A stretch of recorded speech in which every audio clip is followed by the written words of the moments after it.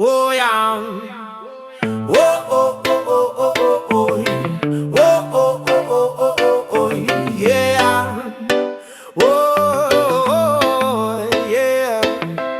Umabot na sa sukdulan ng kasalanan ng ating bayan, dahil sa maraming nakawan at bigayan ng malitang papel ang laman. Dahil sa kayamanang pinag-aagawan, nalagay sa alanganin ng aming lipunan. May plano pang ibinta ang kalupaan, kawawang inang bayan, wala ng kalayaan. Nagpaalipin sa dayuhan at tinalipin ang sariling kababayan. Mga takot lumaban, tapang-tapangan, takot naman makipagdigmaan. Walang prinsipyong pinangahawakan, ayaw nyo malamangan at malantad ang katotohanan. Kaya tinugis ang taong walang laban na hangad ay karunungan. Kawawa ang mga taong gusto ay kapayapaan, mga bayaning nagalay ng buhay pero nawalang saysay. Oh, Pilipinas, umpisa pa lang wala na tayong lunas. Kinukontrol pa rin tayo at nagpapakontrol naman kayo. Bakit ba natakot ba kayong malagasan ng isa?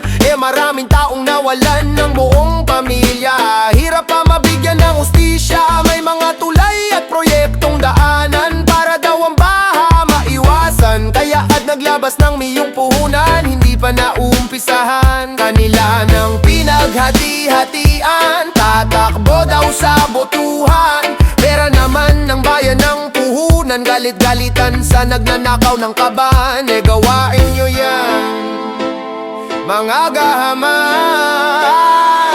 Hindi nyo ba nakikita ang bayan nating ginagawang taguan ng mga terorista na sinusuportahan ng politika? Kaya hindi mawalala at dumarami pa. Taon-taon may araw ng kalayaan, pero walang ganang magdiwang. Kasi maraming taong nahihirapan sa walang humpay na kaguluhan. Nakulong sa bangungot ng pansarili ninyong digmaan. Unti-unting lumiliit ang lupang kinagisnan. Nawawalan na tayo ng karapatan sa karagatan. Ubos na ang lupang sakahan dahil sa walang tigil na minahan. Sariling prutas at bigas, bakit pinaaangkat? Maganda ba ang palitan ng pera sa labas? Makasarili kayo, buong pamilya gusto pa tatakbong politiko.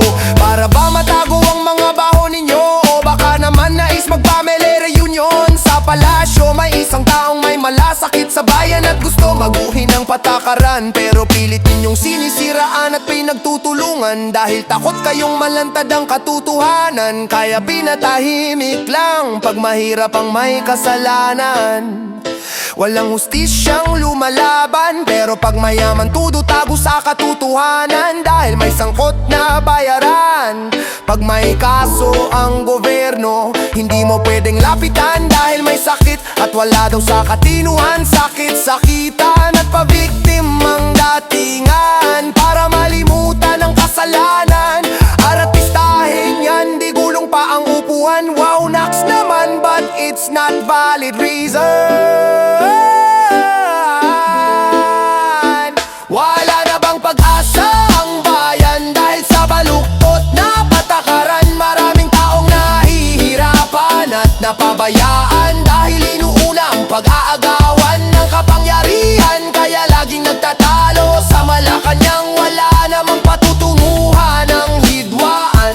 Ano ba ang pinaglalaban? Marami na ang nag-alay ng buhay, pero lahat ng yon na walang say-say. Maraming Pilipinong nagugutom at mga reklamong sumbong, pero wala man lang aksyon. Dahil ba may lamisang laging nakaabang, may mali-malitang handaan, may kayamanang ulam at panghimagas na walang tigil na kapangyarihan. Kapalit ay kontrolin ang sarili nating bayan ng kanilang pinagkasunduan. Masakit man ang katotohanan na walang pinagbago ang nakaraan at kasalukuyan. Maraming nakulong ng walang kasalanan, may namatayan pero hustisya hindi nakamtan. Nawalan na tayo ng karapatan sa sarili nating tahanan. Pakalat-kalat lang ang droga sa ating bansa dahil takot sa malalaking isda at paminike ng balita. Mga estudanting hindi kinaya ang pang-aapi, kaya tinapos ang sarili. May mga kabataang nawalan ng landas, sayang daw sa oras kaya tinudas. Walang hiyang pamaraan yan.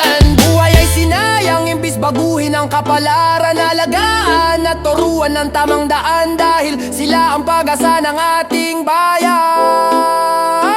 Wala na bang pag-asa ang bayan dahil sa baluktot na patakaran? Maraming taong nahihirapan at napabayaan dahil inuuna ang pag-aagawan ng kapangyarihan, kaya laging nagtatalo sa Malacanang. Wala namang patutunuhan ng hidwaan. Ano ba ang pinaglalaban? Marami na ang nagalay ng buhay, pero lahat ng yon na walang say-say. Maraming Pilipinong nagugutom at mga reklamong sumbong, pero wala man lang aksyon. Dahil ba may lamisang laging nakaabang, may mali-maliit ang handaan, may kayaman ng ulam at panghimagas na walang tigil na kapangyarihan. Kapalit ay kontrolin ng sarili nating bayan, ang kanilang pinagkasunduan. Masakit man ang katotohanan na walang pinagbago ang nakaraan at kasalukuyan.